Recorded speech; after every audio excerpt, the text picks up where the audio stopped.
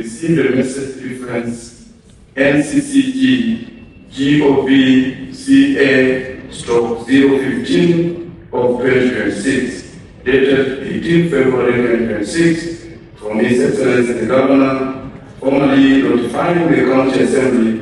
the execution of cooperation agreement between Nairobi County Government and National Government for promotion of social and economic development in the capital city. Honourable members, in this message, the Governor beseeched the County Assembly to exercise its constitutional oversight role of the cooperation agreement. Therefore, based on established practice, I guided that the agreement